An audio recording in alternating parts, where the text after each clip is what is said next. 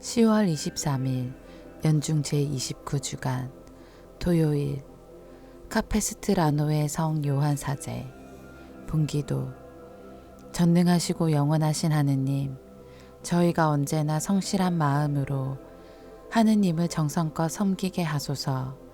성부와 성령과 말씀의 초대. 바오로 사도는 로마 신자들에게 하느님의 영이 그들 안에 사시기만 하면 그들은 육 안에 있지 않고 성령 안에 있게 된다고 한다.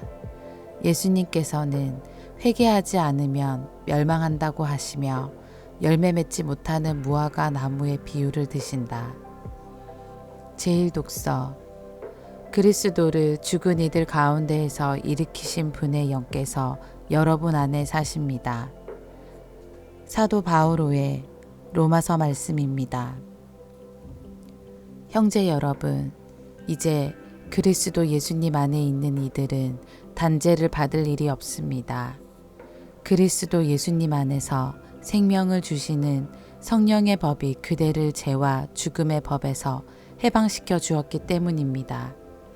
율법이 육으로 말미암아 나약해져 이룰 수 없던 것을 하느님께서 이루셨습니다. 곧 당신의 친아드님을 죄 많은 육의 모습을 지닌 속죄 제물로 보내시어 그 육 안에서 죄를 처단하셨습니다. 이는 육이 아니라 성령에 따라 살아가는 우리 안에서 율법이 요구하는 바가 채워지게 하려는 것이었습니다. 무릇 육을 따르는 자들은 육에 속한 것을 생각하고 성령을 따르는 이들은 성령에 속한 것을 생각합니다. 육의 관심사는 죽음이고 성령의 관심사는 생명과 평화입니다. 육의 관심사는 하느님을 적대하는 것이기 때문입니다. 사실 그것은 하느님의 법에 복종하지 않을 뿐만 아니라 복종할 수도 없습니다. 육 안에 있는 자들은 하느님 마음에 들 수 없습니다. 그러나 하느님의 영이 여러분 안에 사시기만 하면 여러분은 육 안에 있지 않고 성령 안에 있게 됩니다.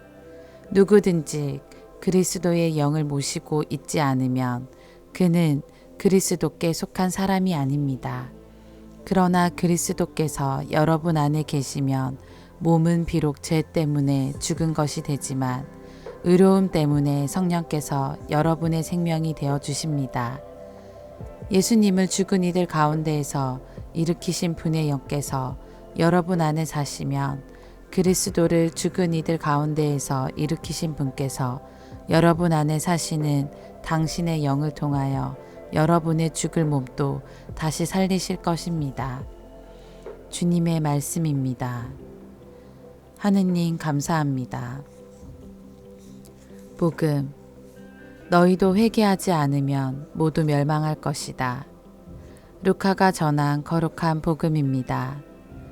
바로 그때에 어떤 사람들이 와서 빌라도가 갈릴레아 사람들을 죽여 그들이 바치려던 제물을 피로 물들게 한 일을 예수님께 알렸다. 그러자 예수님께서 그들에게 이르셨다. 너희는 그 갈릴레아 사람들이 그러한 변을 당하였다고 해서 다른 모든 갈릴레아 사람보다 더 큰 죄인이라고 생각하느냐? 아니다. 내가 너희에게 말한다. 너희도 회개하지 않으면 모두 그처럼 멸망할 것이다.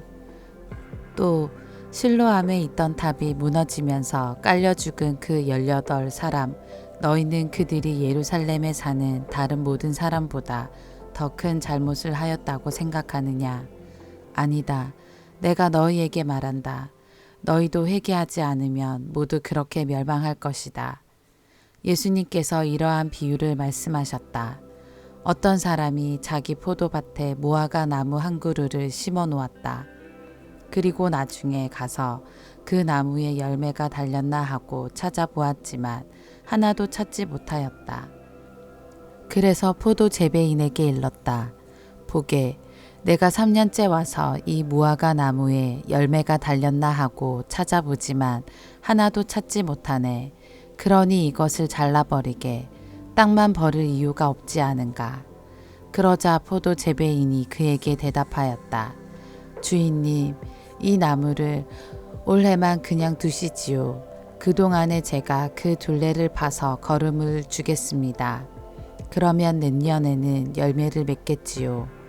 그러지 않으면 잘라 버리십시오. 주님의 말씀입니다. 그리스도님 찬미합니다.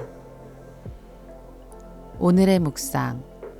이스라엘 백성은 행위와 결과, 인과응보, 상선벌학이라는 분명하고 명확한, 그래서 기계론적이기까지 한 신앙의 논리를 지니고 있었습니다. 이는 하느님 말씀에 충실하면 상과 복을 받지만 그러지 않으면 벌과 저주를 받는다는 논리입니다. 그러므로 이스라엘 백성은 생명을 잃거나 사고를 당하거나 병에 걸리는 등 좋지 않다고 여기는 것들을 죄의 결과로 바라보았습니다. 오늘 복음에 등장하는 빌라도의 손에 죽은 사람들, 실로 아메탑에 깔려 죽은 18사람이 유다인의 눈에는 죄의 결과로만 비쳤을 뿐입니다. 나아가 죽지 않은 자신들이 그들보다 의롭다는 생각으로 이어졌을 것입니다.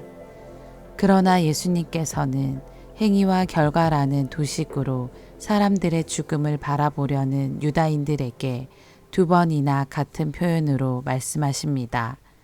아니다. 내가 너희에게 말한다. 너희도 회개하지 않으면 모두 그렇게 멸망할 것이다. 그들의 죽음이 예수님의 말씀을 듣고 있던 청중의 의로움을 증명하지 않습니다. 예수님의 말씀에서 중요한 것은 누가 더 죄를 많이 지었는지, 죄의 대가로 벌을 받았는지가 아니라 모든 종류의 죄에서 돌아서는 것, 곧 회개라는 사실입니다. 그렇다면 어떻게 하는 것이 회개일까요? 먼저 지금 우리의 마음이 어디를 향하고 있는지 바라보아야 합니다. 우리는 살면서 특별히 큰 죄는 짓지 않을 수 있습니다. 다만 우리가 하느님을 잊고 살아가는 것, 하느님 말씀보다 세상이 주는 달콤한 이야기에 귀를 더 기울이는 것, 온종일 스마트폰을 손에 쥐고 시간을 보내면서 하느님의 이름은 잊고 살아가는 것, 이와 같이 우리의 일상에서 하느님을 조금씩 밀어내는 행동들이 죄의 씨앗이 될 수 있습니다. 지금 우리의 눈과 귀는 어디를 향하고 있습니까? 그동안 하느님을 향하며 살아가지 못하였다면 우리의 마음에 조금씩 하느님을 위한 자리를 마련해 드리는 것, 그것이 회개의 시작입니다. 아멘.